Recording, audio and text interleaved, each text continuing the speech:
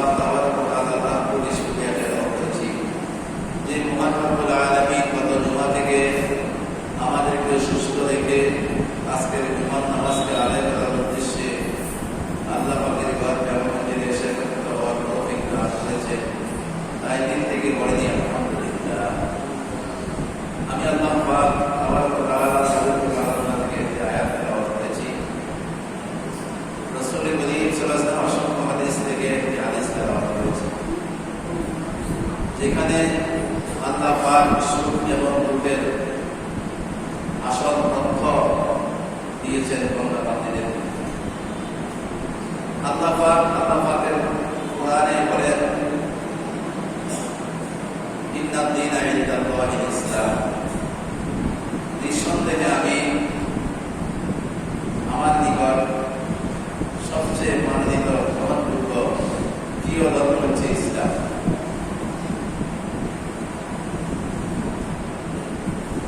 এখন দেখা যাচ্ছে যে ইসলাম এবং ইসলামের অনুসারী যারা আছে তারা প্রতিনিয়ত দুঃখ কষ্টের মধ্যে আছে, অথচ আল্লাহ পাকের কাছে প্রিয় ধর্ম ইসলাম। ইসলাম এবং ইসলামের অনুসারীরা সবচেয়ে সুখে থাকার কথা ছিল আমাদের হিসাব কথা, কিন্তু দেখা যাচ্ছে যে যুগে যুগে ইতিহাস দেখতে এবং বর্তমান ইতিহাস দেখতে দেখা যায় মুসলমানদের সর্বদিক দিয়ে দুর্দশা, দুঃখ কষ্টের ভরা। এটার কারণ কি? এই সম্পর্কে, এই সুখ দুঃখের তত্ত্ব সম্পর্কে উল্লিখিত আয়াতে আল্লাহ পাক বলেছেন যে লাকাদ খালাকনাল ইনসানা ফি কাবাদ, নিঃসন্দেহে আমি মানুষকে কষ্টদায়ক জিনিস দিয়ে সৃষ্টি করেছি, পেরেশানি, দুঃখ, দুর্দশা সমন্বয়ে মানুষকে আমি সৃষ্টি করেছি। সুতরাং মানুষের জীবনে দুঃখ, দুর্দশা, কষ্ট এগুলো আসবে, এটা স্বাভাবিক। এটাকে যদি স্বাভাবিক মনে করে, এই দুঃখ দুর্দশা এটাকে কষ্ট মনে হবে না। কারণ আল্লাহ পাক নিজে বলেন লাকাদ খালাকনাল ইনসানা ফি কাবাদ, মানুষকে আমি বিভিন্ন কষ্টদায়ক অবস্থার মাধ্যমে মানুষের জিন্দেগিকে আমি সাজাইছি।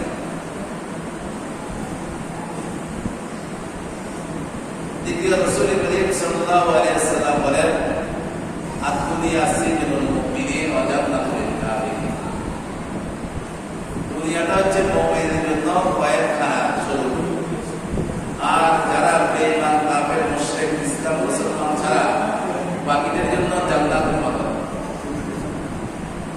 সুখের জায়গা। তাহলে প্রথম ফায়দা আমরা মানুষকে কষ্ট, ক্লেশ, মুসিবত দিয়ে মানুষের জিন্দেগি সাজানো হয়েছে। সুতরাং মানুষের জিন্দেগির মধ্যে কষ্ট, দুঃখ, দুর্দশা এগুলো আসবে, এটা স্বাভাবিক। এটাকে যদি স্বাভাবিক মনে করা হয়, দুঃখ, কষ্ট, দুর্দশা এটাকে কষ্ট মনে হবে না। দ্বিতীয়, মুমিনের জন্য দুনিয়াটা কয়েদখানা, কাফের মুশরিক যারা আছে, মুসলমান যারা, তাদের জন্য জান্নাত, আরামদায়ক। আল্লাহ পাক রব্বুল আলামিন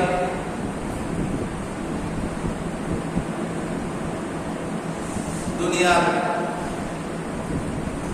কে কয়েকখানা কেন বলেছেন রাসূল হাদিসের মধ্যে? দুনিয়া সিজনুল মুমিন, কারণ আল্লাহ পাক ঈমানদারদের জন্য পরকালে যে জীবন আসতেছে শুরু আছে, শেষ নাই।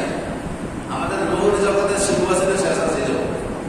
মায়ের পেটের জগতের শুরু আছে, শেষ আছে। দুনিয়ার জগতের শুরু আছে, শেষ আছে।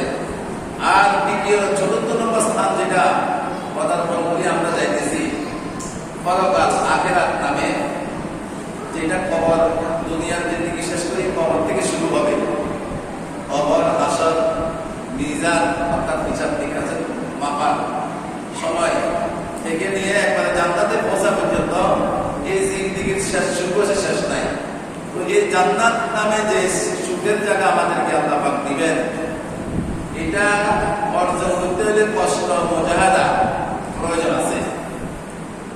তো এই কষ্ট মুজাহাদাটা আমরা স্বেচ্ছায় কষ্ট করি, মুজাহাদা করি, পরিশ্রম করি, জান্নাত কামাই করা এটা আমাদের দায়িত্ব ছিল।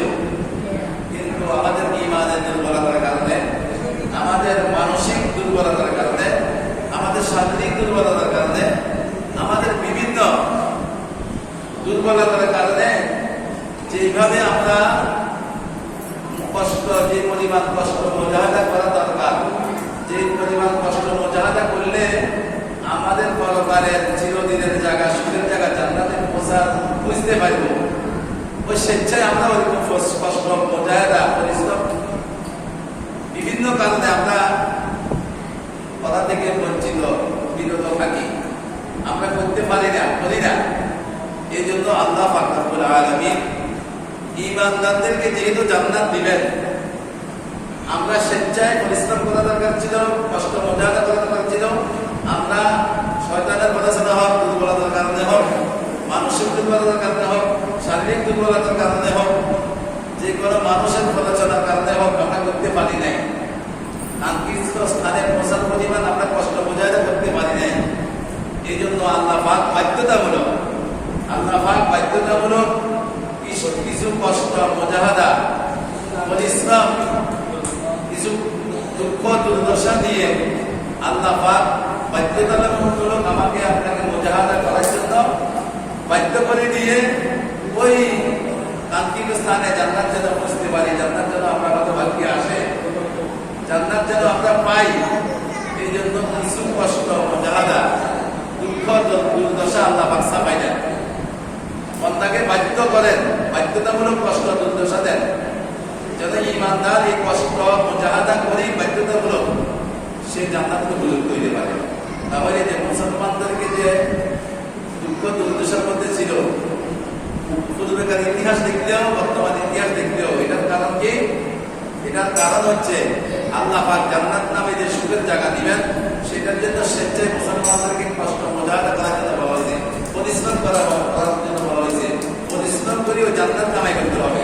সুতরাং আমরা যখন পরিশ্রম করে স্বেচ্ছায় করতেছি না, আল্লাহ পাক আমাদেরকে চাপাই দিয়ে বাধ্যতামূলক কষ্ট দুর্দশা চাপাই দিয়ে আমরা যেন কষ্ট মুজাহাদা বাধ্যতামূলক করে জান্নাতে জানি পারি।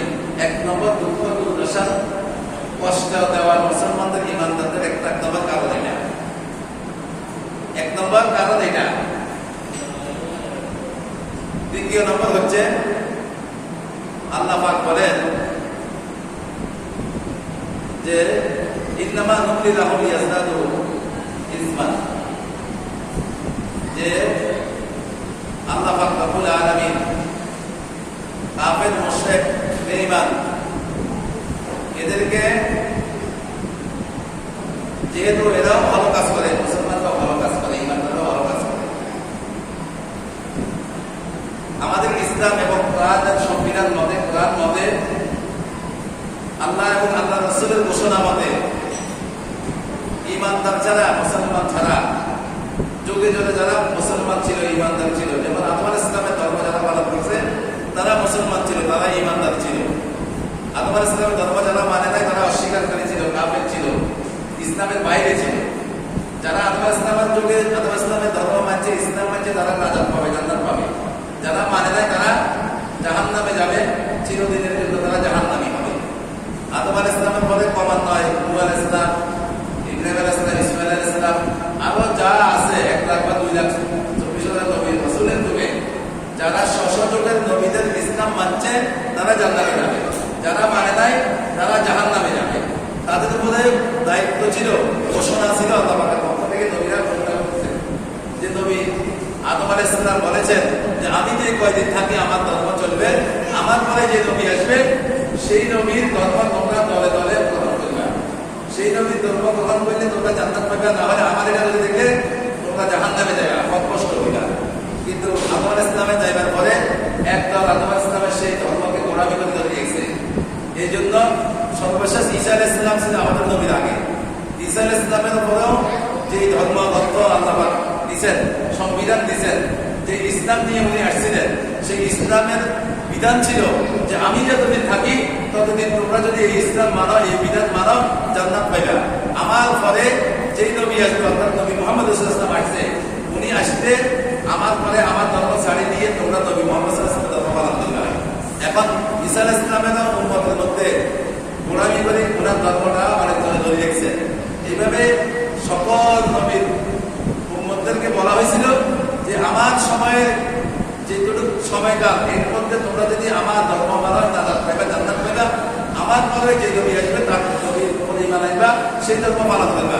কিন্তু প্রত্যেক নবীর বা কিছু কিছু ধর্ম আবিষ্কার করছে মানুষে, ওই ধর্ম আবিষ্কার করার ধর্মের গুরুদের সেই ধর্মকে কিছু কিছু মানুষ আঁকড়াই ধরে রেখেছে, যার কারণে পৃথিবীর মধ্যে এত ধর্ম, এত মতের মানুষ, এত ধর্মের মানুষ। এখন সর্বশেষ কথা, ইসলাম মতে যদি কোনো মানুষ নাজাত পাইতে হয়, সর্বশেষ আল্লাহ পাকের তরফ থেকে ধর্ম হচ্ছে ইসলাম। কিয়ামত পর্যন্ত ইসলাম ধর্ম আসার পরে সকল মানুষ ইসলাম ধর্ম মানতে হবে। এটা কোরআনের কথা, এটা আল্লাহ পাকের কথা, আল্লাহ রাসূলের কথা। যদি ইসলাম ধর্ম না মানে জান্নাত পাবে না। যারা ইসলাম ধর্ম মানে তারা জান্নাত পাবে। তো ইসলাম ধর্ম অনুসারীর জন্য জান্নাত আল্লাহ পাক তৈরি করে রেখেছেন। তারা কষ্ট মুজাহাদা করে জান্নাতকে আদায় করতে, কামাই করতে হবে। কষ্ট মুজাহাদা না করতে যদি সেই স্বেচ্ছায় না করলে আল্লাহ পাক বাধ্যতামূলক দিয়ে আল্লাহ পাকের বান্দাদেরকে এটা উপকার, এটা আমাদের যে দুঃখ দুর্দশা ঈমানদারদের, এটা আল্লাহ পাকের রহমত, এটা আল্লাহ পাকের নেয়ামত মনে করতে হবে আমাদেরকে। কারণ আমরা বাধ্যতামূলক আমাদেরকে আল্লাহ পাক বলাই দিতেছেন মেহেরবানি করে। তাও স্বেচ্ছায় আমাদের করার দরকার ছিল, স্বেচ্ছাচার করে নাও। আমরা জাহান্নামে যাবার কারণ ছিল, জাহান্নামে যাবার উপযুক্ত আমরা ছিলাম। কষ্ট করে আল্লাহ পাক বাধ্যতামূলক কষ্ট করাই জান্নাতে আমাদেরকে পৌঁছাইবেন। আল্লাহ পাকের উদ্দেশ্যে দুঃখ দুর্দশা আমাদেরকে দেখছেন। সুতরাং ইসলাম যারা মানবে তারাই জান্নাত পাবে, তাদেরকে কষ্ট করে জান্নাতে কামাই করতে হবে।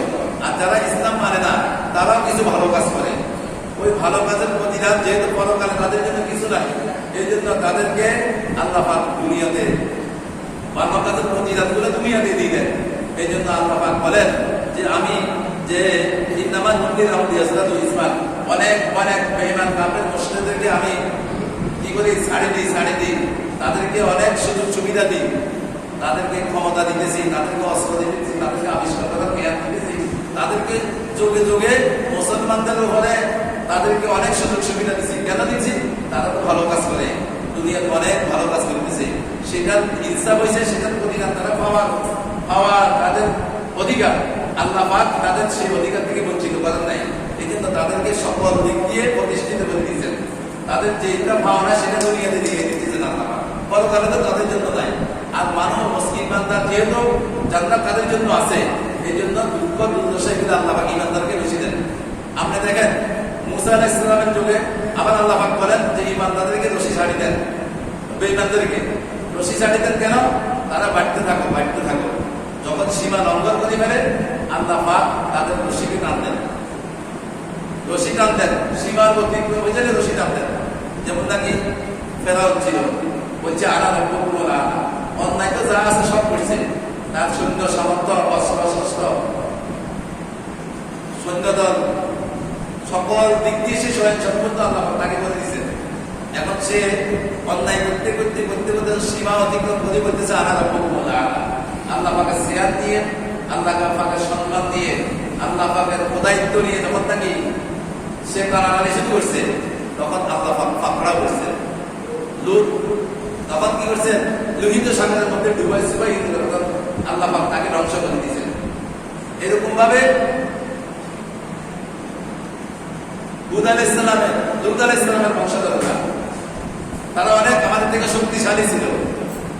যখন নাকি তারা ইসলাম মানে নাই, অন্যায় করতে সীমার অতিক্রম হয়ে গেছে, পুরুষের কাম শুরু করছে, আল্লাহ পাক তাদেরকে জমিনে উঠে দিচ্ছেন। এরকম ভাবে লূত আলাইহিস সালামের বংশধররা এত শক্তিশালী ছিল, হাদিসের মধ্যে রাসূল বলেন যে এক একটা সুপারি গাছের মতো লম্বা ছিল, একটা দানবের মতো ছিল শক্তিশালী। তারা যখন নাকি সীমা অতিক্রম করে গেছে, আল্লাহ পাক তাদেরকে পাকড়া করছেন।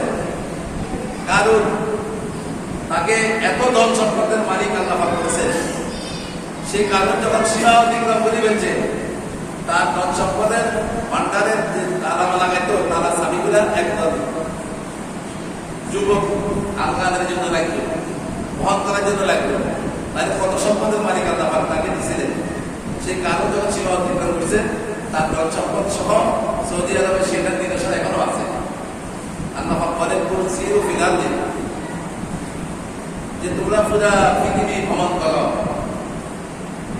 তোমাদের পূর্বপুরুষদের সাথে যারা ঈমানশীল ছিল তাদের সাথে আল্লাহ পাক কি ব্যবহার করেছেন, যারা বেঈমান ছিল তাদেরকে কি শাস্তি দিয়েছেন, সেগুলা তোমাদের আগের লোকদের ইতিহাস দেখাও, সেখান থেকে তোমরা শিক্ষা গ্রহণ করো। তোমাদেরকে আল্লাহ পাক তার ধন সম্পদ সহ জমিনে দাবাই দিয়েছেন। এরকম সালেহ আলাইহিস সালাম তার উম্মতরা সুপারি গাছের মতো বড় বড়